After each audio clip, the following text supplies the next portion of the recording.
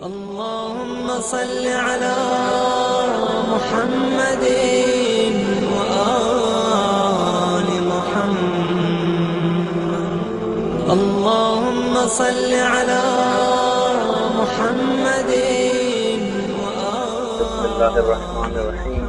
الحمد لله وكفى وسلام على عباده الذين اصطفى.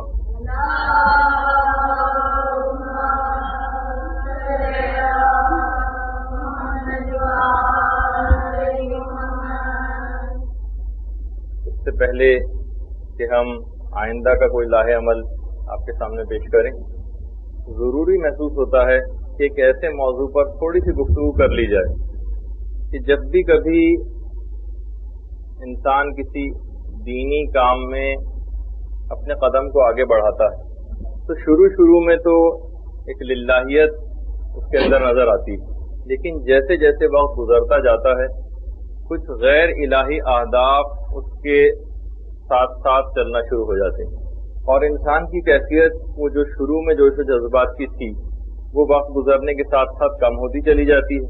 اس کو برقرار کیسے رکھا جائے، وہ چیز کیا ہے کہ جو کم ہوتی جاتی ہے، اس موضوع پر آج ہم تھوڑی سی گفتگو کریں گے. اور واقعی وہ ایک ایسا کہ علم اخلاق کے اعتبار سے اور دین کے لیے کام کرنے والوں کے اعتبار سے، دینی طالب علموں کے اعتبار سے وہ موضوع انتہائی اہمیت کا حامل، اور وہ ہے صفت اخلاص. اخلاص چیز کیا ہوتی ہے، اس کو ہم کیسے پہچانیں کہ ہمارے اندر اخلاص ہے یا اخلاص نہیں ہے. اس کے کچھ طریقے ہیں جو انشاءاللہ آج کی گفتگو میں آگے آئیں گے، اور پھر آخر میں ہم اس پروگرام کو اناؤنس کریں گے کہ جو انتہائی فائدہ مند ہوگا آپ لوگوں کے لیے انشاءاللہ. دیکھیے، اگر ابھی جو کہ ہم جس موضوع پہ گفتگو شروع کرنے جا رہے ہیں، اگر انسان مخلص نہ ہو تو باقاعدہ ایسے افراد کے لیے قرآن کے اندر ایک جملہ آیا ہے کہ جو کہ تقریباً 27 مقامات پر آیا ہے. ویل، واو یہ لام، فویل للمصلین الذین هم عن صلاتهم ساہون الذین هم یراؤون. ویل، تباہی، بربادی، جہنم کا گڑھا ہے ان افراد کے لیے. ایک تو پہلے تو بے نمازیوں کے سلسلے میں مذمت آئی، پھر اس کے بعد ہے الذین هم یراؤون، وہ لوگ کہ جو کہ ریاکاری کرتے ہیں، یعنی جن کے پاس اخلاص نہیں ہے.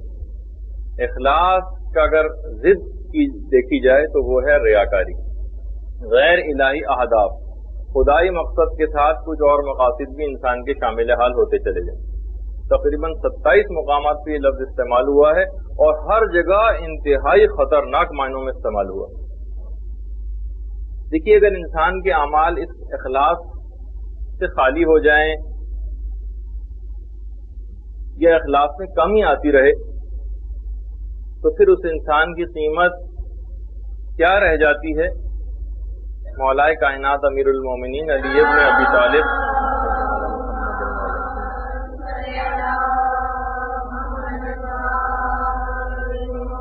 فرماتی ہیں فقط اتنی جتنی کسی شخص کے جسم سے جو نجاست نکلتی ہے، بس یہ قدر و قیمت ہے اس کی، یعنی پیشاب و پخانے کے برابر. جرمنی کے ایک سائنسدان نے ایک دفعہ انسان کی قیمت معلوم کرنا چاہیے کہ اگر پیسوں کے اعتبار سے دیکھیں تو انسان کتنے کا ہونا چاہیے، کہ جسم میں ہمارے کتنے آئرن ہے، کتنا کیلشیم ہے، کتنا فاسفورس ہے، کتنی کون سی منرلز ہیں، کون سے ٹریس ایلیمنٹس ہیں، سب کو اگر ملا لیا جائے تو کتنی قیمت بنتی. تو اس نے جو حساب لگایا تو 80 مارک کے برابر وہ قیمت بنتی. یہ پھر بھی اس نے ہمارے اعتبار سے، موضوع کے اعتبار سے دیکھیں تو زیادہ قیمت ہے اس نجاست و گندگی کے مقابلے میں جو کہ وہ غیر الہی اہداف میں بسر کرتا ہے. کوئی مفت میں بھی لینے کو تیار نہیں ہوگا، بلکہ شاید پیسے بھی دیں تب بھی تیار نہ ہو نجاستوں کو کوئی لینے پر. اولئک کالانعام، ایسے لوگوں کے لیے قرآن میں کہا گیا کہ جانوروں جیسے ہیں، بلکہ اس سے بھی بدتر. اور اگر کوئی شخص مومن اخلاص کے اس مرحلے کے اوپر آ گیا تو وہ وہی مومن ہے جس کے لیے کہا گیا کہ اس کا رتبہ خانہ کعبہ سے بھی زیادہ ہے، اور ایسے ہی مومن کے لیے کہا گیا کہ اس کا رتبہ جبریل سے بھی زیادہ ہے۔ اور اگر اس نے اس چیز کو، ان چیزوں کو حاصل نہ کیا کہ جو کہ اخلاص کو بڑھانے والی ہیں، ایسا نہیں ہے کہ فقط اخلاص کو علامتوں سے ہی پہچانیں گے، کچھ طریقے آگے چل کے ایسے آئیں گے جن سے، اور آسان طریقے بھی ہیں کہ جن پر اگر ہم عمل کرنا شروع کریں تو ہمارے اندر صفت اخلاص پیدا ہوتی چلی جائے گی۔ مثل الذین حملوا التوراۃ ثم لم يحملوها كمثل الحمار يحمل اسفارا، سورہ جمعہ کی آیت۔ ایسے افراد کی مثال کچھ اس انداز کی ہو جاتی ہے، کمثل الحمار، ایسے گدھے کی سی مثال ہو جاتی ہے، یحمل اسفارا، کہ جس پر کتابوں اور مدرسۃ القائم کے نوٹس کا بوجھ لاد دیا گیا ہو۔ یہ میں نے اس کے اندر تھوڑی سی تبدیلی کر دی نعوذ باللہ قرآن کی آیت میں، لیکن صرف آپ کو سمجھانے کے لیے۔ کتابوں کا لفظ حملوا التوراۃ ثم لم يحملوها كمثل الحمار يحمل اسفارا، جس پہ کتابوں کا بوجھ لاد دیا گیا ہو۔ کتابوں کا جملہ میں نے اس وجہ سے استعمال نہیں کیا کہ زیادہ تر آپ میں سے کتابوں کو پڑھتی بھی نہیں ہیں اور فقط شاید صرف یہاں کے نوٹس امتحانات کی تیاری کے لیے لیے جاتے ہیں۔ تو میں صرف یہ بھی آپ کے سامنے بیان کرتا جا رہا ہوں کہ اگر انسان کے اندر صفت اخلاص نہ رہے یا کم ہوتی چلی جائے تو اس کی مثال کچھ اس انداز کی بھی ہو جاتی ہے۔ وہ جو حکایات میں ملتا ہے نا کہ تیمور لنگ بلکہ ایک دفعہ حمام گیا اور وہاں پہ اس نے ایک دھوتی پہن کے، وہ جو زمانے میں ملازمین ہوتے تھے ان سے اپنی کمر کو صاف کروانے لگا، تو اس دوران اس نے اپنے ملازم سے پوچھا کہ بتاؤ میری قیمت کتنی ہے؟ بادشاہ وقت پوچھ رہا ہے میری قیمت کیا ہے؟ اس نے کہا حضور 300 دینار۔ کہنے لگا بے وقوف، 300 دینار تو میری اس لنگی کی قیمت ہے۔ کہا کہ حضور اسی لنگی کی وجہ سے میں نے آپ کی قیمت 300 دینار بتائی۔ تو واقعی انسان اتنا ہی بے حقیقت ہو جاتا ہے، بظاہر لگتا تو وہ بقول ہمارے برادر وسیم عام کے چوکتا مقطع قسم کا، ویسے میں پوچھوں گا کہ اس کے معنی کیا ہیں ان سے، لیکن یہ کہ اس کے اندر سے وہ چیز کم ہوتی چلی جاتی ہے۔ اب ہم اس کو پہلے دیکھتے ہیں کہ آخر یہ اخلاص کی تعریف کیا ہے۔ ہر وہ کام، ہر وہ چیز، ہر وہ مقصد کہ جس کے اندر صرف اور صرف پروردگار عالم ہے، یہ ہے اخلاص۔ اس کے اندر کوئی 1% بھی شہرت کی، حب جاہ کی، دوسروں کو دکھانے کے لیے، لوگوں کے سامنے اپنی پوزیشن کو بڑھانے کے لیے کوئی بھی اس انداز کی کوئی بات آئی تو یہ اخلاص کے منافی ہو جائے گا۔ لوگوں کی صفت اخلاص کے اعتبار سے 2 اقسام، ایک کو کہتے ہیں مخلص اور ایک ہوتا ہے مخلص۔ ایک ہے زبر کے ساتھ، ایک ہے زیر کے ساتھ۔ مخلص جو کہ اردو میں بہت زیادہ معنوں میں استعمال ہوتا ہے۔ مخلص کے معنی یہ ہیں کہ وہ شخص کہ جو کہ اخلاص کے مدارج ابھی طے کر رہا ہو، اس کا بھی ہر عمل خالص نہ ہوا ہو، جو بھی کوششیں کر رہا ہے اخلاص کو حاصل کرنے کے لیے، بشرطے کہ وہ واقعی سنسیئرلی کوششیں کر رہا ہو، ایسے افراد کو کہتے ہیں مخلص۔ اور ایک ہوتے ہیں مخلص جو کہ تمام ان کیفیات سے گزر کر آگے آ گئے ہوں اور ان کا عمل مکمل طور پر خالص ہو گیا، ایسے افراد کو کہا جاتا ہے مخلص۔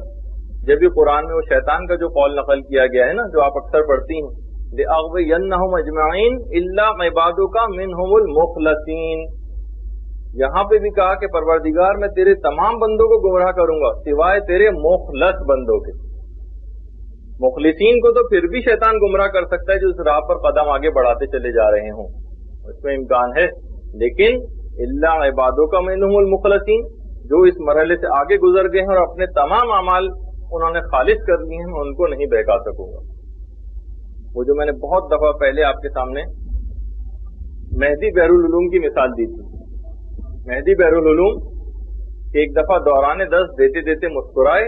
جب ان کے شاگردوں نے ان سے پوچھا کہ آپ کیوں مسکرا رہے ہیں، تو فرمایا کہ آج 20 سال کی محنت شاقہ کے بعد مجھے ایسا محسوس ہوا ہے کہ میرے اعمال ریاکاری سے پاک ہو گئے ہیں اور مکمل اخلاص مجھ میں آ گیا. تو دیکھا آپ نے کہ جب انسان محنت کرتا ہے تو بہرحال اس کو وہ مقام مل ہی جاتا ہے. کوششیں کرتے کرتے ایک موقع ایسا آتا ہے کہ وہ مخلص سے مخلص ہو جاتا ہے, زیر سے زبر ہو جاتا ہے. اچھا, اب اتنا میں اور بتا دوں, جیسے کہ اکثر روایات کے اندر یہ بات بھی آئی ہے کہ جو صفت اخلاص ہے نا, یہ پروردگار عالم فرماتا ہے کہ یہ میرے رازوں میں سے ایک راز ہے, اور یہ فقط میں اس شخص کے دل کے اندر پیدا کرتا ہوں جس سے میں شدید محبت کرتا ہوں. اور علماء نے ایک بات اور بھی لکھی ہے کہ جو خدا کے مخلص بندے اور وہ واقعی عاقل تر ہیں, یعنی عقل مند شخص کی پہچان یہ بتائی کہ عقل مند افراد صفت اخلاص میں ایک دوسرے سے مقابلہ کرتے ہیں. ان کی دیگر غیر الہی اہداف کے اندر محنتیں ضائع نہیں ہوتی, بلکہ اگر ایک دوسرے سے مقابلہ کرتے بھی ہیں نا تو صفت اخلاص کے ساتھ, صفت اخلاص کو حاصل کرنے کے لیے ایک دوسرے سے کمپٹیشن کرتے ہیں. اور یہ بھی کہا گیا ہے کہ قیامت کے اندر جو لوگوں کی درجہ بندی کی جائے گی اور گروپنگ کی جائے گی وہ اخلاص کی مقدار کے برابر کی جائے گی. جس کی جتنی پرسنٹیج اخلاص کی ہے وہ اسی کے گروپ کے اندر شامل ہوگا.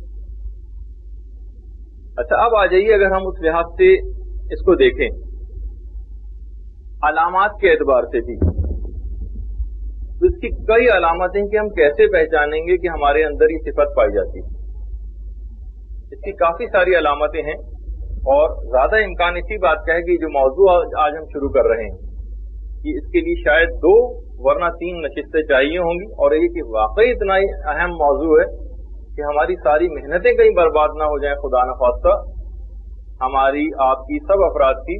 تو ہر شخص کوئی بھی اس موضوع کے متعلق باریک بینی سے ہر شخص کو کام لینا چاہیے, کیونکہ ہر شخص کا یہ معاملہ ہے. علامات کیسے پہچانے کہ ہم مخلص ہیں؟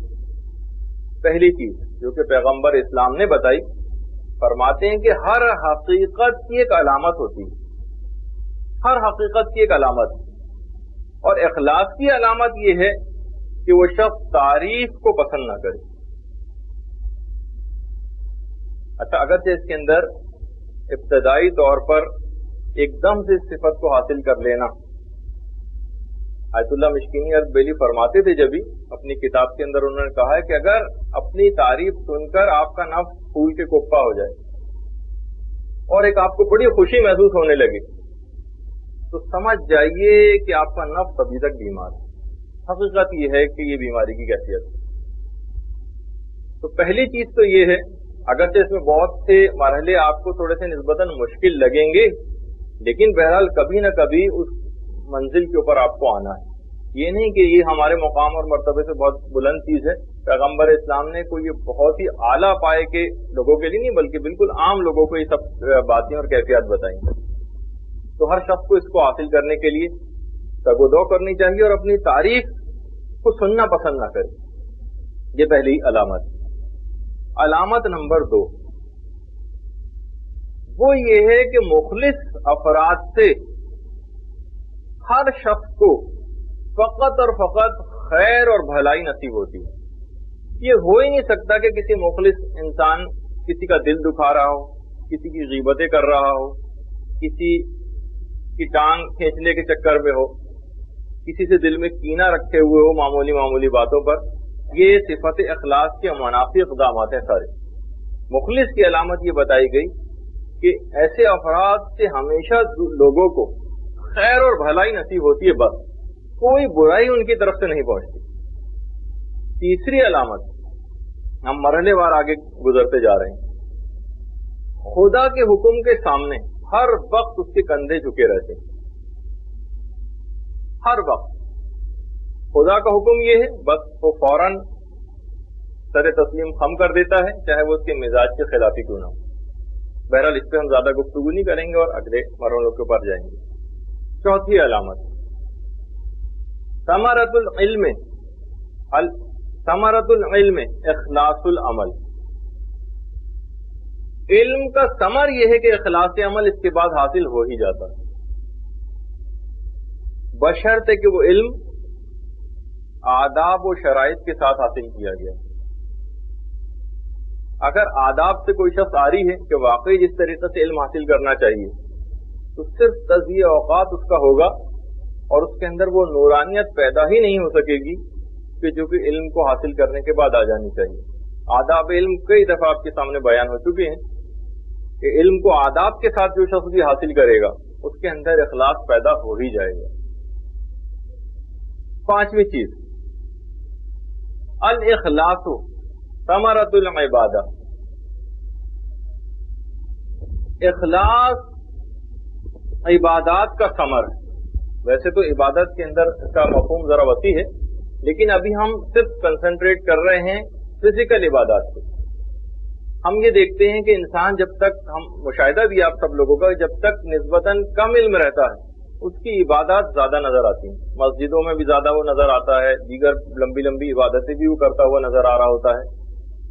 لیکن جیسے جیسے اس کا علم بڑھتا چلا جاتا ہے شیطان اس کو اس ظلم میں مبتلا کر دیتا ہے کہ بھائی تم تو دیگر بھی اتنے سارے تبلیغی کام کر رہے ہو, تمہیں جسمانی عبادتوں کی اتنی کیا ضرورت ہے. اس کی جسمانی فزیکل عبادات کے اندر کمی واقع ہوتی چلی جاتی ہے. وہ یہ سمجھ رہا ہوتا ہے کہ میں یہ اپنی ان مصروفیات کی وجہ سے مجھ میں کمی آئی ہے, جبکہ یہ کوئی بھی عذر نہیں. اس کی عبادات اس کے اندر بھی ساتھ ساتھ اگر زیادتی ہو تو پھر یہ اخلاص کی علامت ہے. اور اگر اس کی عبادات کم ہو رہی ہیں تو وہ یہ بات جان لے کہ شیطان اس کو مسلسل بیوقوف بنانے کے چکر میں ہے. تو بہرحال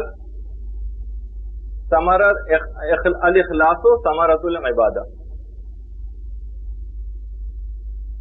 یہ ایک علامت ہوئی.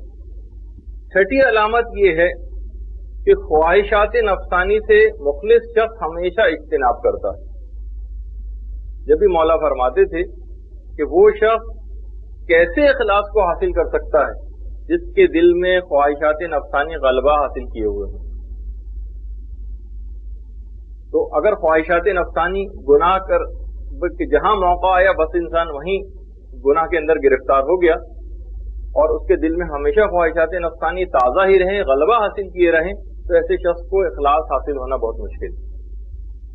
اس کے بعد روایات کے اندر یہ بات بھی بیان ہوئی. ساتویں چیز جو کہ اخلاص کو حاصل کرنے کا ایک طریقہ بھی, اپنی آرزوؤں کو چھوٹا کرو, کم کرو تاکہ تمہارے اعمال خالص ہو جائیں. جس کے دل میں ہر وقت بس دنیا کو حاصل کرنے کی خواہش, یہ مل جائے, وہ مل جائے, وہ مل جائے, وہ مل جائے, اور لاتعداد خواہشات فقط دنیا اور دنیا کی, ایسے شخص کو اخلاص حاصل ہونا بہت مشکل. یہ نسخہ بھی ہے اخلاص کو حاصل کرنے کا, قلل اعمال تخلص لک الاعمال. اپنی آرزوؤں کو چھوٹا کرو تاکہ تمہارے اعمال خالص ہو جائیں. اپنی آرزوؤں کا دائرہ اتنا وسیع نہ کرو کہ تمہاری خواہشات دنیا کبھی ختم ہونے ہی میں نہ آ رہی. آٹھویں علامت تنہائی و خلوت میں اس سے زیادہ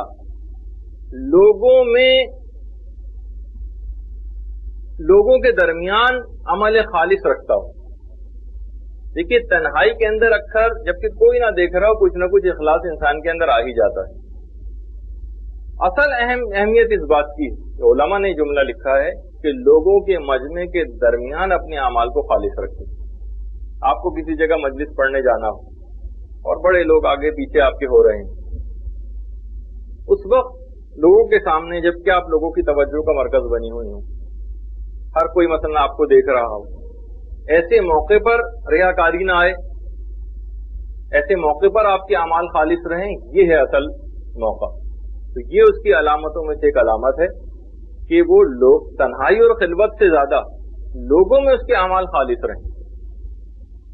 اچھا, اس کے مقابلے میں ایک چیز کے متعلق اور بات کہی, وہ بھی ایک علامت ہے جو کہ اصل میں ریاکار کی علامت بتائی گئی. اس کا الٹا کر لیں تو مخلص کی علامت ہو جائے گی. لوگوں کے سامنے تو اس کو عمل کی خواہش ہوتی ہے, تنہائی میں وہ سست پڑ جاتا. یہ ریاکار کی علامتوں میں سے ایک, اور یہ علامت بتائی ہے پیغمبر اسلام صلی اللہ علیہ وآلہ وسلم نے.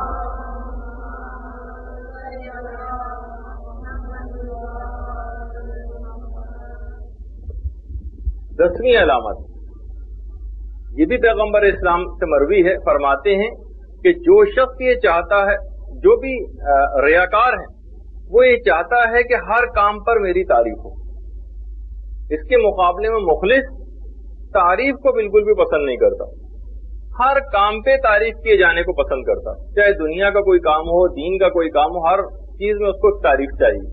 جہاں ہر وقت تعریف کے معنی ہے کہ دوسرے لوگوں کی توجہ اس کو حاصل کرنے میں تمام اپنی توجہات کو مبذول رکھتا ہے، تو اس کے دماغ میں سے غیر الہی اہداف آ ہی جائیں گے اور اخلاص سے دور ہوتا چلا جائے گا۔ اور پیغمبر نے یہ بھی ایک علامت بتائی ہے کہ ہر وقت اس کو اپنی ظاہر کی درستگی کا خیال رہتا ہے،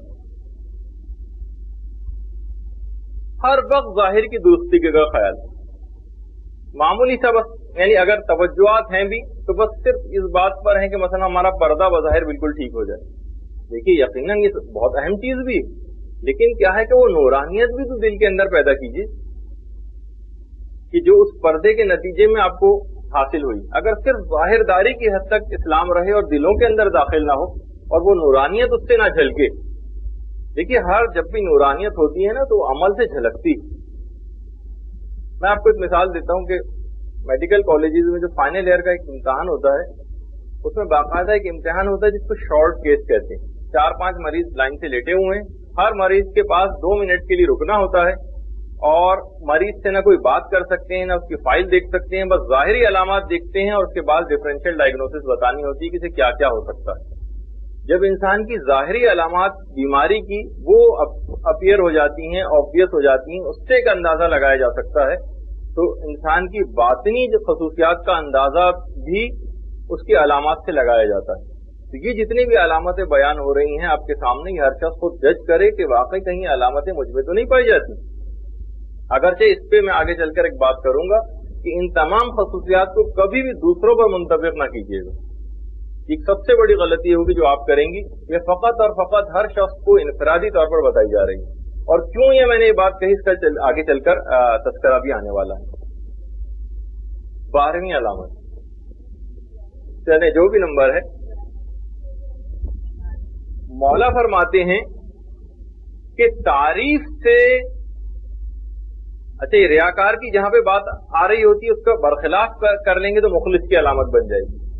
ریاکار تعریف سے اس کا عمل زیادہ ہو جاتا ہے اور تعریف نہ کی جائے تو اس کا عمل کم ہو جاتا ہے۔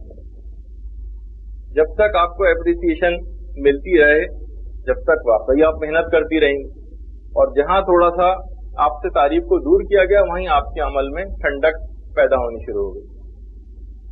اور جبکہ مخلص شخص ہے وہ، تعریف سے اس کے عمل میں اضافہ نہیں ہوتا اور تعریف نہ کی جائے تو اس سے اس کا عمل کم نہیں ہوتا۔ یہ ایک بہت ہی اہم چیز ہے جس کو آپ کو دماغ میں رکھنی ہے۔ اور تمام جتنی بھی مصیبتیں ہوتی ہیں، اگلی علامت، مخلص شخص کبھی بھی تمام مصیبتوں میں فقط اور فقط شکر پروردگار ہی انجام دیتا رہتا ہے اور کبھی بھی خدا کے کسی فعل پر اعتراض نہیں کرتا۔ دیکھیے بہت سارے ایسے مواقع آتے ہیں کہ انسان بہت سی مصیبتوں کے اندر گرفتار ہو جاتا ہے، لیکن ہم علماء کا طریقہ کار دیکھیں جو ہمارے سامنے مشعل راہ بھی ہیں۔ آیت اللہ جواد ملکی تبریزی امام خمینی کے عرفانیات کے استاد تھے، ایک دفعہ درس دے رہے تھے کہ کسی نے آ کر اطلاع دی کہ آپ کا جوان بیٹا گھر میں تالاب میں ڈوب کر مر گیا۔ جواد ملکی تبریزی بہرحال درس ختم کیا انہوں نے، اس کے بعد گھر تشریف لائے۔ عید غدیر کا روز تھا، گھر تشریف لائے، عورتوں کے رونے کی آواز آ رہی تھی۔ کہنے لگے کہ دیکھو رو نہیں اور لوگوں کی عید کو عزا میں تبدیل نہ کرو۔ پھر لوگوں سے مخاطب کر کے کہا کہ پروردگار عالم نے عید غدیر کے روز مجھ کو عیدی عنایت کی ہے، لیکن یہ رونے والی عورتیں سمجھتی نہیں ہیں۔ ہر چیز میں فقط اور فقط سراپا تسلیم بن جائے، کہ صرف اور صرف ہم یہ نہیں کہہ سکتے کہ بھئی اس مقام تک ہم تو نہیں پہنچ سکتے، لیکن سامنے ایک منزل رہے تو نا۔ اگر ہم صرف وہی چھوٹے چھوٹے درجات ہی آپ کے سامنے، اگرچہ وہ بھی آ رہے ہیں اور بڑے بھی آ رہے ہیں، تاکہ جس کا جیسا ہو اور اس کے دماغ میں ایک رہے کہ انشاءاللہ उस मंजिल तक भी अपने इखलास को लेकर जाएंगे, जैसे कि इन उलमा के अंदर नजर आ रहा है। इमाम खुमैनी जब इराक में थे, जिला वतनी की जिंदगी गुजार रहे थे, तो वहीं पर उनको अपने बेटे मुस्तफा खुमैनी की शहादत की खबर मिली।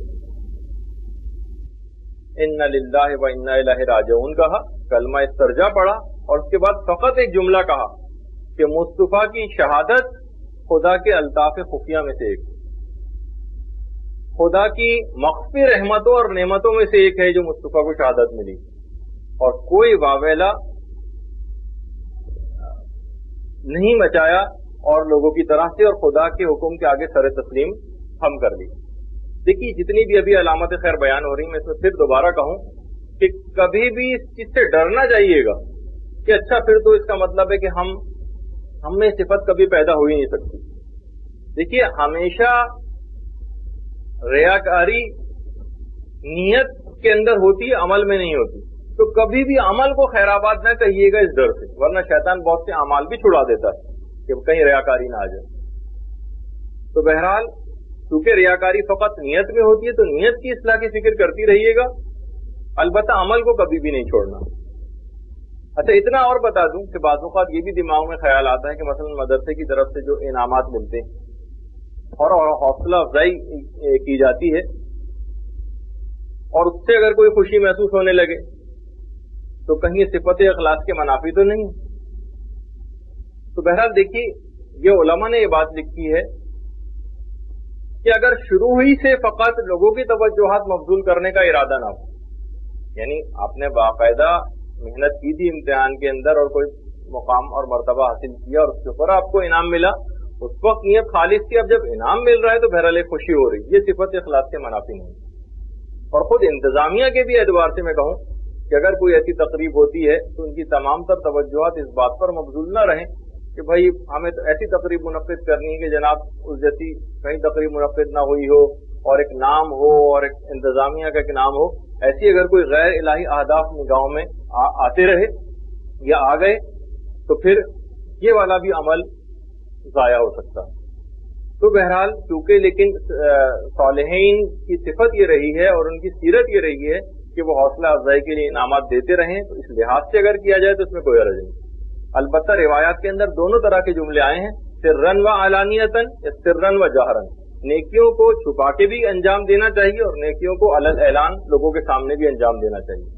तो यानी दोनों तरीके से इंसान करता रहे।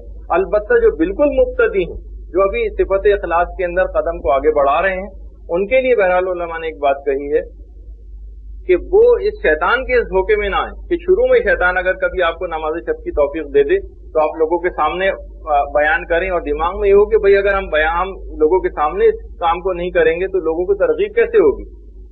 शुरू के अंदर लोगों की तरगीब का बिल्कुल दिमाग में ना लेकर आइए। ऐसा हरगिज भी नहीं होना चाहिए कि लोगों का कोई ख्याल शुरू में कम से कम आपके दिमाग में ना हो। जब आप उस मुकाम और मर्तबे को हासिल करने आगे बढ़ जाएं इस बात से, तो फिर लोगों को तशवीक और तशवीक के लिए आप ऐलानिया काम करना शुरू करें। लेकिन नहीं, जब तक अपने नफ्स से बेएतमादी रहे कि वो आपको कभी भी धोखा दे सकता है, तब तक अपने तमाम नेक अमाल को छुपा कर ही करती रहिए। इतना और बता दूं, इसका भी जिक्र आ गया बीच में, मुहज्जतुल बैज़ा हमारे इल्म अखलाक की सबसे बेहतरीन किताब मुल्ला मोहसिन फैज काशानी की। उलमाए अहले सुन्नत में सबसे ज्यादा अखलाक की जो सबसे बड़ी किताब है वो इमाम गजाली की अहयाउल उलूम है, जो सबसे मारूफ है। एक लिहाज से इमाम गजाली की अहयाउल उलूम का जवाब लिखा है मुहज्जतुल बैज़ा के नाम से मुल्ला मोहसिन फैज काशानी ने।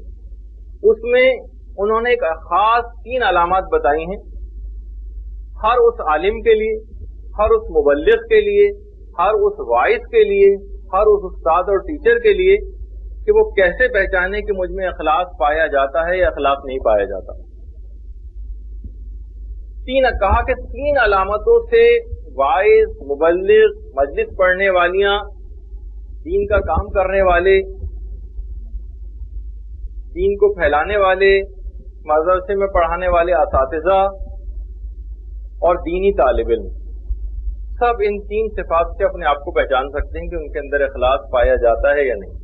नंबर 1, अगर उन पढ़ा रही हैं और कोई एक अच्छा पढ़ाने वाला आ गया اور جو مقبولیت کی بھی اس نے تیزی کے ساتھ مدارج طے کری. اب آپ کو جیلسی شروع ہو گئی کہ لوگوں کی توجہات اس کی طرف مبذول ہو گئے, لوگ اس سے سوال جواب زیادہ کرنے لگے, آپ کے پاس لوگ آنا بند ہو گئے تو آپ ملول خاطر ہو گئے.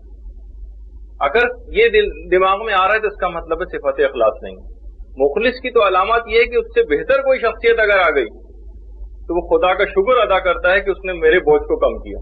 بلکہ امام خمینی نے تو یہاں تک لکھا تھا کہ وہ پھر وہاں سے اپنا بوریا بستر سمیٹے اور کسی اور جگہ جائے. یہاں تو اس شخص نے جگہ لے لی, اب کسی اور جگہ جا کے اپنی خدمات کو انجام دے بالفرض اگر ایسی بھی کوئی صورتحال ہو. اس طرح دیکھیے یہ بڑی ایک اہم چیز ہے اور انسانوں کو صرف یہ محسوس کرنے کی چیزیں ہیں. اگر کبھی بھی آپس میں کوئی ایسی جیلسی, کینہ یا کسی کو ابھرتے ہوئے دیکھ کر یا کوئی نئے آنے والی ہو سکتا ہے کہ آئندہ طالبات کے اندر سے ایسی آ جائے جو پرانی سینئر طالبات سے بھی آگے جا رہی ہو اور دل میں ان کے کچھ اس انداز کی رقابت آ جائے جو اسلام کو پسندیدہ نہیں ہے, تو اس کا مطلب ہے کہ صفت اخلاص کی کمی. آیت اللہ گلپائگانی, آیت اللہ سید محمد رضا گلپائگانی فرماتے ہیں کہ ایک دفعہ میں ایک عالم جانکنی کی کیفیت میں تھے تو میں ان کے پاس گیا عیادت کے لیے. آنکھیں کھولی, پوچھا کہ کیا تم سید محمد رضا گلپائگانی ہو؟ کہنے لگے جی ہاں. کہا کہ دیکھیے حالت نظم ہے, کہا کہ خدا نے آخر مجھ پر اتنا ظلم کیوں کیا؟ استغفر اللہ, جانکنی کی کیفیت میں ایک عالم کہہ رہا ہے. سید محمد رضا گلپائگانی نے کہا ایسی کیا بات ہو گئی؟ کہا کہ دیکھو تم میرے ہمدرد اور کلاس فیلو تھے, تم اتنے بڑے مقام اور مرتبے تک خدا نے تم کو پہنچا دیا اور میں وہی چھوٹا سا ایک عالم ہی رہا, آخر خدا نے مجھ پہ اتنا ظلم کیوں کیا؟ تو بعض اوقات دیکھیے انسان علم حاصل کرنے کے باوجود بھی اگر نورانیت اس کے دل میں نہ آئے, نورانیت اگر اس کے دل میں نہیں آ رہی اور وہ فقط اور فقط انہی جیلسیز کے اندر لگا ہوئے ایک دوسرے سے حسد اور رقابت کے جذبات میں, تو دیکھیے وقت مرگ قریب آ گیا, خدا کو منہ دکھانے والا ہے اور اس وقت بھی اس کی وہ کیفیات کے اندر تبدیلی نہیں آ رہی. ہم دیکھتے ہیں یہی حسد اور جیلسیز تھی کہ جو کہ علامہ ذیشان در جوادی مرحوم پہ یہیں کے اکثر ذاکرین نے پابندیاں لگوائی تھی پاکستان آنے پر, صرف اس وجہ سے کہ جب وہ آتے تھے تو ظاہر ہے کہ لوگوں کی ان کی طرف رغبت ہوتی تھی, تو اس جیلسی کے اندر باقاعدہ حکومت پاکستان کو درخواستیں دے کے ان کے ویزے کو کینسل کروایا جاتا تھا. یہ اخلاص کی اگر علامتیں نہ ہوں تو ایسے افراد بھی آج بھی ہیں کیونکہ جو ذرا سے ٹی وی چینلز کے اوپر آنے کے لیے پروڈیوسروں کے گھروں کے چکر لگاتے ہیں. اس کا معنی فقط اور فقط یہ ہے, اور جیسے کہ ہم نے سننے میں بھی آیا کہ ایک ذاکر نے تو اپنی تقریر بیچ میں سے اپنی مجلس ادھوری چھوڑ دی جب انہیں پتہ چلا کہ کوئی ٹی وی چینل والوں نے لینے کے لیے آئے. تو ایسے افراد, اور دیکھیے جو اپنے عمل کو خالص کر لے, پھر ایسے ہی افراد کے لیے ابھی میں پہلی علامت بتا رہا ہوں, ایسے ہی افراد کے لیے پھر وہ کیفیت بھی ہوتی ہے کہ ایک عالم جو کہ جب مجلسیں پڑھنے جاتے تھے تو جب تک ممبر پہ آنے سے پہلے امام حسین پر سلام کرتے تھے اور جب تک جواب سلام نہ آ جاتا تھا ممبر کے اوپر نہیں جاتے تھے. لوگوں نے ان سے پوچھا کہ آخر یہ مقام اور مرتبہ آپ کو کیسے ملا؟ کہا ایک واقعے کی وجہ سے. وہ واقعہ کیا ہے؟ کہنے لگے کہ ایک دفعہ مجھ سے پہلے ایک عالم تقریر کر رہے تھے, بہت اچھی تقریر کی, لیکن ایک سیکنڈ کو میرے دل میں خیال پیدا ہوا کہ اب جو میں تقریر کروں گا تو ایسی تقریر کروں گا کہ ان کی تقریر کا اثر زائل ہو جائے گا. کہہ رہے ہیں فقط ایک سیکنڈ کے لیے میرے دل میں یہ خیال آیا, جیلسی اور ایک رقابت. میں نے اسی وقت فیصلہ کر لیا کہ میں 1 سال تک کوئی تقریر نہیں کروں گا اور اپنے نفس کو خوب ستاؤں گا, اپنے نفس کو ایک ایسی سزا دوں گا. اور پھر کہہ رہے ہیں کہ اب پھر اس کے بعد میرے اندر یہ کیفیت پیدا ہو گئی اس واقعے کے بعد سے کہ جب کبھی بھی ممبر پہ جاتا ہوں امام حسین کو پہلے سلام کرتا ہوں,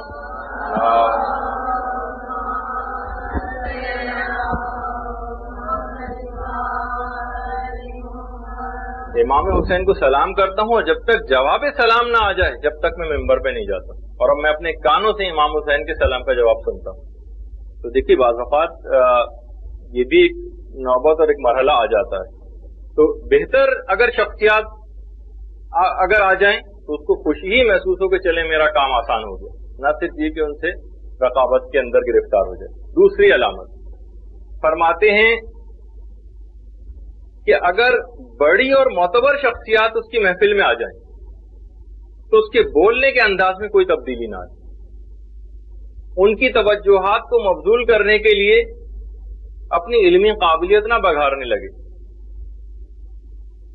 بالکل وہی انداز رکھے کہ جو کہ سطح عمومی والا کی اس طرح عام لوگوں سے گفتگو کرتا ہے، تب پتا چلے گا کہ اس کے اندر اخلاص ہے۔ لیکن اگر سطح عمومی سے ایک دم سے اس نے گفتگو کو بلند کر دیا کہ یہ اتنے علماء یہاں پر تشریف فرما ہے مثلا، اور ان کے خیال کو دماغ میں رکھتے ہوئے کہ کہیں یہ کہیں گے کہ بھئی اتنی نارمل سی تقریر کر رہا ہے، اب اس نے علمی قابلیت بگارنا شروع کر دی اور اس کے انداز و طریقے میں تبدیلی آ گئی، اس کا مطلب ہے کہ صفت اخلاص اس میں نہیں پائی جاتی۔ علامت نمبر 3 فرماتے ہیں کہ اگر کبھی ایسے مقام اور مرتبے کے حامل افراد، مجلس سے پڑھنے والی خواتین، درس دینے والے اساتذہ، تبلیغ کے لیے کام کرنے والے واعظین، ذرا سا لوگ اگر ان کے آگے پیچھے چلنے لگیں تو ان کو اس سے کوئی خوشی محسوس نہ ہو، بلکہ پریشان ہو جائیں۔ پیغمبر اسلام، مولا کائنات وغیرہ کی تمام سیرتوں میں یہ بات ملتی ہے کہ وہ سخت ناپسند کرتے تھے اپنے اطراف میں لوگوں کا اس انداز سے چلنا، تو اس کے انداز میں اگر کوئی تبدیلی آ رہی ہے اور اس طریقے سے گزرا جا رہا ہو کہ جس طریقے سے پریزیڈنٹ آف پاکستان گزرتے ہیں شٹل سروسز کے ذریعے، بہرحال اگر ان کے اپنے دل و دماغ کے اندر ایسی چیز نہیں ہے اور ویسے ہی ان کو خود بخود پروٹوکول مل رہا ہے تو ایک الگ بات ہے، لیکن خود ان کو اس سے کوئی خوشی محسوس نہ ہو اندرونی طور پر، علماء کو اپنے انداز سے لے کر جانا اور ان کی حفاظت کرنا وہ ایک الگ چیز ہے، لیکن ہر شخص اپنے اندر اس کیفیت کو محسوس کرے۔ اگر وہ یہ چاہ رہا ہے کہ بھائی، اکثر میں نے آپ کو مثال بھی دی کہ ہمارے اساتذہ میں اکثر ایسے جگہوں کے اوپر انہیں جانا پڑتا تھا کہ لوگ گدا گاڑی تک پہ لینے کے لیے ان کو آئے ایک جگہ سے دوسری جگہ لے جانے کے لیے اور اس پہ بھی بیٹھ کر گئے۔ یہ نہیں ہے کہ میرے لیے مرسڈیز کار ہونی چاہیے اور مجھے یوں پروٹوکول ہونا چاہیے اور مجھے یوں گھر سے لینے والے آئیں اور پھر میں اس کے بعد جاؤں گی مجلس پڑھنے کے لیے، یہ ہرگز بھی نہیں ہونا چاہیے۔ اگر کبھی بھی ایسا کوئی انداز، کوئی ذوم باطل پیدا ہو گیا ہے تو پھر اس کا مطلب یہ ہے کہ صفت اخلاص نہیں پائی جاتی۔ اچھا، اتنا اور تھوڑا سی اب جیسے کہ ہم اپنی گفتگو کو آگے بڑھا رہے ہیں، اتنی بات اور بیان ہو جائے تاکہ کوئی کنفیوژن اس سلسلے میں نہ رہے کہ جتنی بھی ہم عبادات انجام دیتے ہیں اگر اس کے اندر کوئی نشاط کی کیفیت پیدا ہو جائے، مزہ آنے لگے، خود مدرسے آنے میں ایک لطف آنے لگے، انعامات ملنے پر ایک خوشی محسوس ہونے لگے، تو کیا یہ صفت اخلاص کے منافی ہے؟ تو اس کا بھی ایک طریقہ علماء نے بتایا ہے کہ اگر عمل کی مقدار میں اور عمل کے معیار میں کوئی فرق نہ آ رہا ہو، اور پھر چاہے جتنے بھی مزے آپ کو آتے رہیں اس سے کوئی فرق نہیں پڑے گا۔ اگر عمل کی مقدار اور معیار میں فرق آنے لگے، بعض اوقات دیکھیے یہ بھی ہوتا ہے کہ علم حاصل کرنے کے شوق اور لگن کسی وجہ سے مدرسہ چھوڑنا بھی پڑ گیا، تب بھی آپ کے علم حاصل کرنے کی لگن کم نہیں ہونی چاہیے اگر آپ کے اندر اخلاص پایا جاتا ہے۔ اس وقت جبکہ اتنی زیادہ سہولتیں آپ کو میسر، علماء، درس، کیسٹ، کتابیں، انٹرنیٹ، بڑے بڑے مراجع سے آج استفتہ کریں اگلے دن جواب آئے گا، اتنے کانٹیکٹ لوگوں کے ہیں، ایک فون کریں اسی وقت جواب لے لیں، ہر کچھ موجود ہے۔ اس موقع کے اوپر بھی انسان اگر علم دین حاصل کرنے میں کوتاہی کرے تو اس سے زیادہ کبھی ایسا موقع تاریخ اسلام کے اندر نہیں گزرا جب اتنی آسانیاں پیدا ہو گئی، اور انشاءاللہ جب آگے مرحلہ چلے گا تو اور آسانیاں بھی پیدا ہوں گی، تو اب تو یہ عذر بالکل ختم ہو گیا۔ تو بہرحال اگر معیار میں کوئی فرق نہیں آ رہا ہے تو اس کا مطلب ہے کہ صفت اخلاص پائی جاتی ہے۔ چھٹے امام کے پاس ایک صحابی آئے، اللہم صلی علی محمد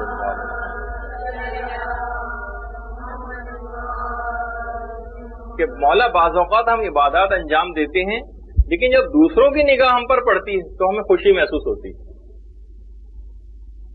امام نے فرمایا لا بات، کوئی حرج نہیں، ہر شخص اس بات کی خواہش رکھتا ہے کہ اس کی نیکیاں لوگوں میں معروف ہوں۔ برا تو کوئی بھی آدمی مشہور ہونا نہیں چاہتا لوگوں کے اندر، وہ چاہتا ہے کہ میں نیکی مشہور رہوں، بشرطے کہ شروع ہی سے دوسروں کو دکھانے کی نیت نہ ہو۔ امام نے فرمایا کوئی حرج نہیں، اگر تم کو خوشی محسوس ہو رہی ہے، لوگوں کو یہ بات پتہ چل رہی ہے، لوگ تمہاری تعریف کر رہے ہیں، کوئی حرج نہیں، البتہ شروع ہی سے لوگوں کو دکھانے کی نیت نہ ہو۔ اگر شروع سے دکھانے کی نیت تھی تو پھر یقیناً عمل حرام ہوگا۔ ابو ذر غفاری پیغمبر اسلام کے پاس تشریف لاتے ہیں اور فرماتے ہیں کہ یا رسول اللہ، अमल तो हम परवरदिगार आलम के लिए करते हैं, लेकिन लोग हमें वो अमल करते देखकर हमारी तारीफ करने लगते हैं, लोग हमको अच्छा समझने लगते हैं। तो कहीं ये सिफत इखलास के मनाफी तो नहीं? अबू ज़र ग़िफ़ारी पैगंबर इस्लाम से पूछ रहे हैं।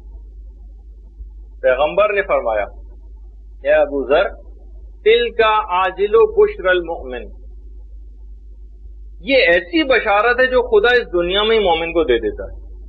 अगर उसकी अपने अंदर वो कैफियत नहीं पाई जा रही, सिर्फ लोग उसको देख रहे हैं और उसकी तारीफ कर रहे हैं, लोग देख के तारीफ कर रहे हैं, हम उनको दिखाने के लिए अमल नहीं कर रहे थे।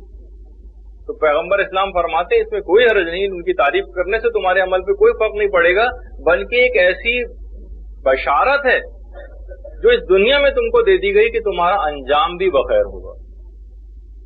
अच्छा, अब देखिए, अगर ये चीज पैदा हो गई और हासिल हो गई तो इसके इतने फायदे होंगे, जैसे कि अक्सर रिवायात में ये बात भी आई कि कोई शख्स सिर्फ 40 रोज तक भी अगर अपने अमाल को खालिज कर ले तो फिर इल्म और हिकमत के चश्मे उससे फूटने लगते हैं, और ऐसा शख्स फिर बेहिसाब जन्नत में जाता है।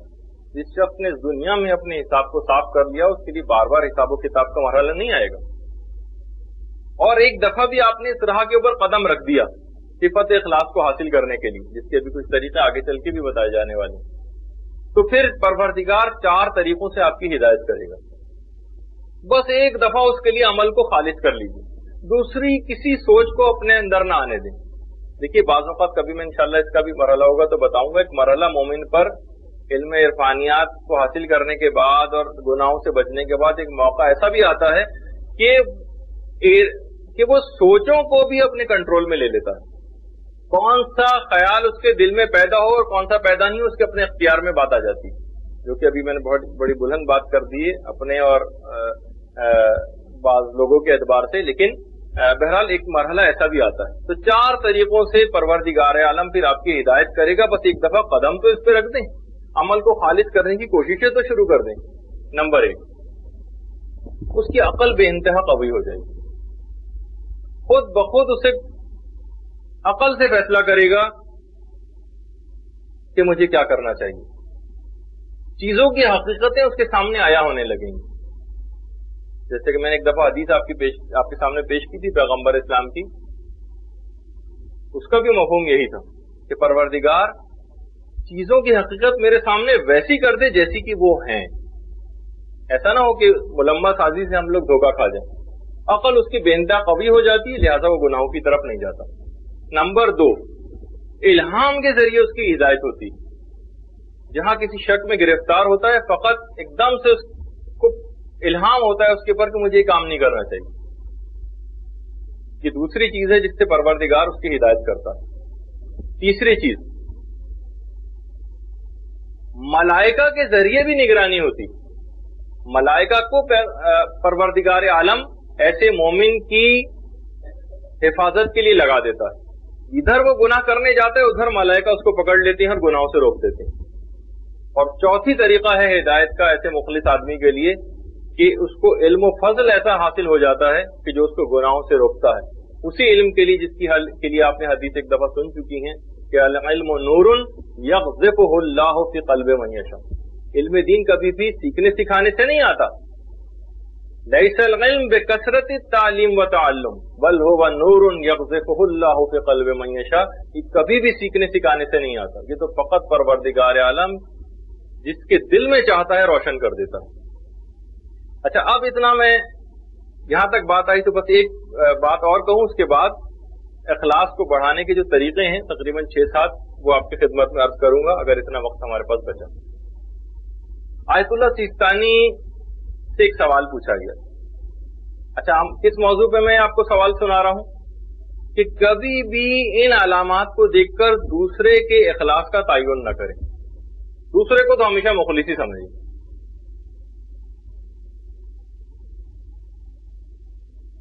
एक सवाल पूछा गया कि आप ये बताइए कि कोई शख्स अगर दाढ़ी मुंडा हो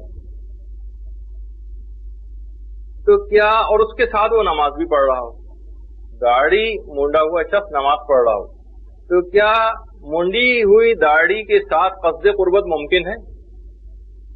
وہ کہہ رہے پروردگار میں 2 رکعت نماز پڑھتا ہوں فجر کی قربتاً اللہ، حکم خدا کی بجاوری میں. یہ مجسم گناہ کر رہا ہے، شیو کر کے آیا ہے ابھی، کیا اس کے ساتھ اس کی نماز قبول ہوگی؟ قصد قربت تو نہیں. حکم خدا کہاں ہے؟ حکم خدا تو یہ ہے کہ تمہیں داڑھی رکھنی چاہیے تھی، تم مخالفت کر کے آئے اور پھر کہہ رہے ہو. اب آیت اللہ سیستانی کا جواب سنیے.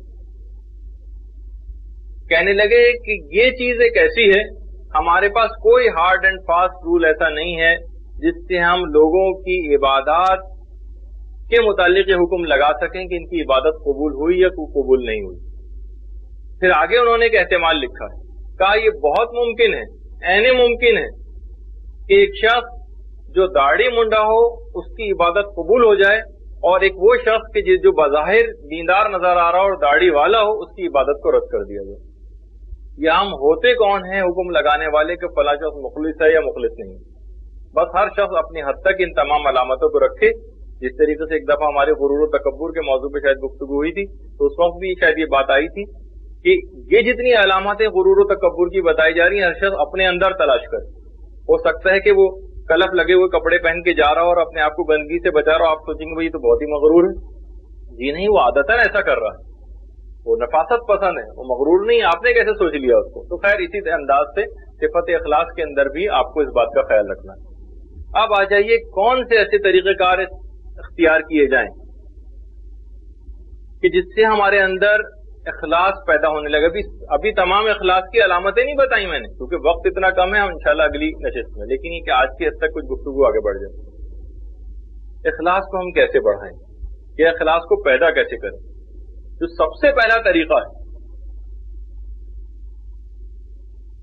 جس کو ہم اکثر جب کبھی اس قسم کے طریقہ کار بیان ہوتے ہیں تو لوگ سوچتے ہیں کہ بھائی یہ تو کوئی ایسا خاص طریقہ نہیں ہوا.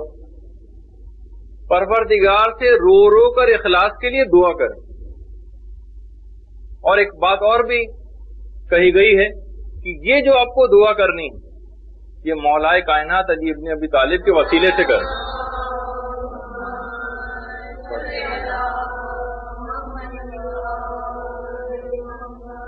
ان مولائے کائنات کیا ان کا اخلاص اور کیا ان کے اندر نورانیت، ان کے وسیلے اور واسطے سے اگر دعا کی جائے گی صفت اخلاص کے لیے تو وہ پیدا ہو کر رہے گی.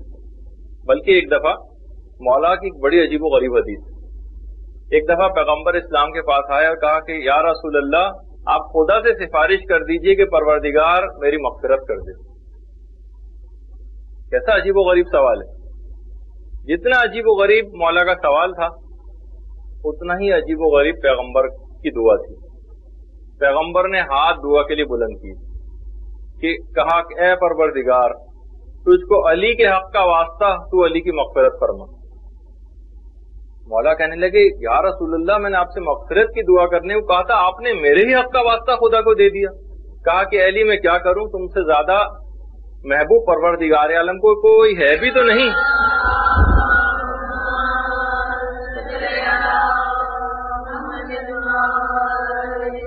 کہ میں اس کے وسیلے سے دعا کرتا.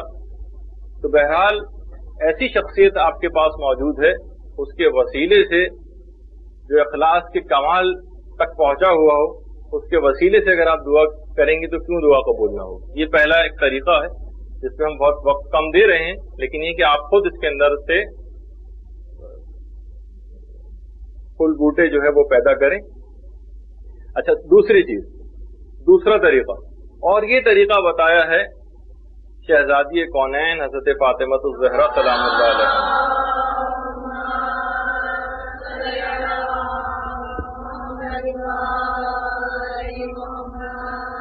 شہزادی فرماتی ہیں کہ پروردگار عالم نے روزے کو اخلاص پیدا کرنے کا ایک وسیلہ قرار دیا. انسان اگر روزے رکھنا شروع کر دے، کم سے کم ایک مہینے میں 3 روزے، ویسے تو پیر اور جمعرات ہر ہفتے کے لیے بھی بات آئی ہے، لیکن اگر کم سے کم ایک مہینے میں 3 روزے بھی رکھے تو جو جہاں صفت اخلاص پیدا ہوگی جہاں اتنے اور فائدے ہوں گے. ایک فائدہ اور روایت میں بتایا گیا ہے کہ اس سے دلوں کے وسوسے اور شکوک و شبہات زائل ہو جاتے ہیں. ایک مہینے میں اگر کوئی بھی شخص 3 روزے رکھے گا تو بہرحال روزہ ایک ایسی چیز ہے جس کے اندر جس کو انسان کرتا رہے تو ہر وقت उसको सिर्फ परवरदिगार आलम का ख्याल रोके रहता है रोजा तोड़ने वाली चीजों से। हर वक्त जब वो बाखुदा रहेगा तो खुद बखुद उसके अमाल में इखलास पैदा हो जाएगा। ये दूसरा तरीका है। तीसरा तरीका जिस पे उलमा ने बहुत जोर दिया है, आइमा मासूमीन बहुत जोर देते रहे हैं, वो है दरस इखलाक में पाबंदी के साथ शरीक होना। ये एक ऐसी चीज है कि इस जमाने के जो सबसे मशहूर मोहल्ले में अखलाक गुजरे हैं, आयतुल्लाह मोहम्मद हुसैन तबातबाई, उनके मुतालिक ये बात मिलती है कि जिस वक्त वो नजफ अशरफ आए थे, जवानी का दौर था, इल्मी तबहुर बहुत ज्यादा उस वक्त भी था, लेकिन उनको समझ नहीं आ रहा था कि मैं किस जगह जाकर दर्स अटेंड करूं। तो सैयद अली शुस्तरी उस जमाने में इल्म अखलाक के बेहतरीन उस्ताद थे। वो खुद उनके पास आए और कहने लगे कि अगर कोई शख्स 20 साल भी एक अच्छे अखलाक के उस्ताद की तलाश में गुजार दे तो उसने कोई नुकसान नहीं उठाया। अगर तुम ऐसे ही अपने लिए उस्ताद तलाश कर भी रहे हो तो तुमने कोई नुकसान नहीं उठाया, जो इतना टाइम अगर लग भी गया है। तुम ऐसा करो कि मेरे दरस अखलाक के अंदर आया करो। सैयद अली शुस्तरी खुद आयतुल्लाह मोहम्मद हुसैन तबातबाई के पास आए थे और अगले दिन से आयतुल्लाह तबातबाई ने उनका दरस अखलाक ज्वाइन कर लिया। उसके बाद फिर इंतकाल के वक्त तक मोहम्मद हुसैन तबातबाई कहते रहे कि आज मैं जो कुछ भी हूं और जो मुकाम भी मैंने हासिल किया सैयद अली शुस्तरी के दरस अखलाक से हासिल किया। तो दरस अखलाक की दावत देना और उनको उसके अंदर लेकर जाना इतने बड़े मुकाम तक आयतुल्लाह तबातबाई को पहुंचा गया और उन्होंने अपनी राह पर उनको लगा लिया। तो इससे आप अंदाजा लगाइए, इसी एतबार से अखलाकी कुतुब का मुसलसल मुतालिया, अखलाक को दुरुस्त करने वाली अहादीस मासूमीन का मुसलसल मुतालिया जिसमें एक दिन का भी नागा ना हो, और दरस अखलाक कैसेट के जरिए अब इतनी आपको सहूलत मुहैया हो गई है, एक से एक आलिम के कैसेट अवेलेबल हैं, आप उनको ले जाकर सुने और रोज अपने आप को जब आप उनकी बातें सुनेंगी तब ये सिफत आपके अंदर पैदा होती चली जाएगी। जहां आप गफलत इख्तियार की और इन चीजों से अपने आप को दूर किया, सिफत अखलाक कम होती चली जाएगी। नंबर 4, राह खुदा में माल को खर्च करना। ये इखलास पैदा करवाता है। देखा आपने कि कहां से चीज कहां जा रही है। परवरदिगार आलम कुरान में फरमाता है, खुज़ मिन अम्वालिहिम सदका तुतहहरहुम व तुज़क्कीहिम। ए रसूल, इनके अम्वाल से सदका लीजिए। अगरचे इसका माने मफहूम कुछ और भी है, लेकिन मैं जो अभी आपके सामने माने पेश कर रहा हूं, ए रसूल इनके अम्वाल से सदका लें। खुज़ मिन अम्वालिहिम सदका, उसका नतीजा क्या होगा? तुतहहरहुम व तुज़क्कीहिम, ये लोग पाको पाकीज़ा हो जाएंगे और इनका तज़किया नफ्स हो जाएगा। आपने देखा कि माल खर्च करने से खुदा की राह में तज़किया नफ्स भी हो रहा है और इंसान पाको पाकीज़ा हो रहा है, उसके तमाम अमाल की तत्हीर हो रही है और वो इखलास के मर्तबे तक पहुंच रहा है। क्योंकि देखिए, अगर जितनी भी जिसकी हैसियत है, इसमें हमेशा जब भी माल खर्च करने की बात आती है तो लोग दिमाग में अमीर कबीर लोग लेकर आ जाते हैं। नहीं, आपकी इस वक्त जो हैसियत है उस वक्त देखा जाएगा कि आप कितना माल खुदा के लिए खर्च कर रहे हैं। हो सकता है कि किसी हैसियत फकत 100 रुपए माहना की हो और वो नहीं खर्च कर रहा है उसके मुताबिक। देखिए, अगर ये माल खर्च ना किया अपनी हैसियत के मुताबिक दीनी कामों में, तो जब वक्त मर्ग आएगा तो कुरान में एक बाकायदा एक आयत है जिसका असल मफहूम इंशाल्लाह उस वक्त पेश किया जाएगा। अगर आपने उस चार्टर को मंजूर कर लिया जिसके नतीजे में मौत के सिलसिले में हम दरूज देना शुरू करेंगे, तो फिर वो आपके सामने तफसील आएगी। और मंजूर नहीं किया तो खैर वो बात यहीं रह जाएगी। तो कुरान में यहां तक बात आई, रब्बी लौला अखरतनी इला अजलिन करीब फअसद्दक़ व अकुम मिनस सालिहीन। परवरदिगार, जब उन लोगों के मौत का वक्त करीब आता है तो वो कहते हैं, परवरदिगार तू इतनी मोहलत हमें क्यों नहीं देता? फअसद्दक़, ताकि हम सदका निकाल दें, व अकुम मिनस सालिहीन, और सालेह लोगों के अंदर शामिल हो जाए। तो ये बात मरते वक्त तक, ये इस वक्त इंसान जब नज़ा की कैफियत पैदा हो जाएगी उस वक्त भी परवरदिगार से कहेगा, परवरदिगार काश मैं इस वक्त सदका निकाल दूं और साले लोगों के अंदर से हो जाऊं।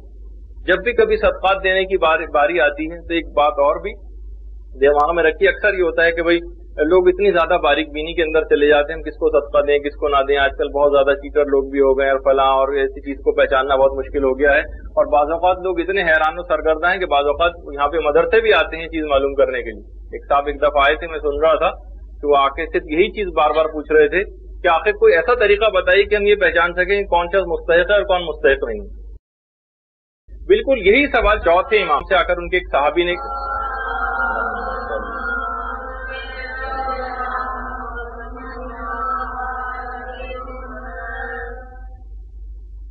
چوتھے امام کے صحابی ابو حمزہ صومالی نے کیا تھا.